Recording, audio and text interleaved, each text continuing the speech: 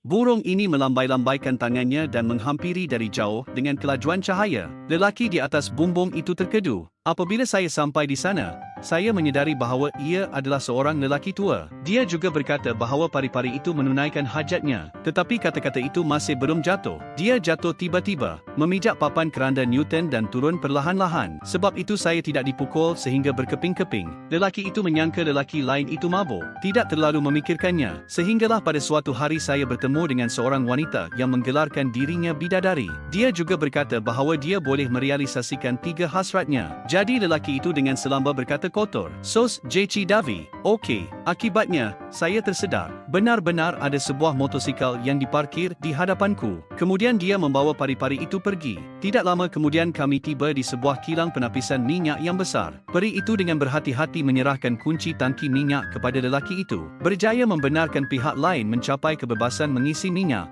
Apabila peri bertanya tentang hajat ketiga, lelaki berfikir bahawa seketika malam musim bunga bernilai 1000 keping emas. Bangun keesokan harinya, dia mendapati pihak yang satu lagi hilang. Dia hendak pergi dengan wajah kecewa. Tiba-tiba aku terdengar bunyi nada dering dari dalam rumah. Apabila saya mengambil penerima, ternyata seorang peri yang meminta pertolongan. Tetapi kata-kata itu masih belum selesai. Telefon diputuskan. Ternyata dia dibawa ke hospital mental. Bermain kucing dan tikus dengan jururawat. Kerana peri hanya mampu memenuhi kehendak orang lain. Tiada mantera lain. Tetapi anda boleh mengelaknya sendiri. Jururawat sedang bermain-main. Buat muka orang lain hitam kemarahan. Akhirnya, dia memanjat tirai dengan badannya yang fleksibel. Namun tetap tidak terlepas daripada nasib dipukul. Keesokan harinya dia melihat keluar tingkap. Saya dapati seorang lelaki sedang menyiram pokok bunga di atas bumbung bertentangan. Teruja, perut saya kembung seperti belon.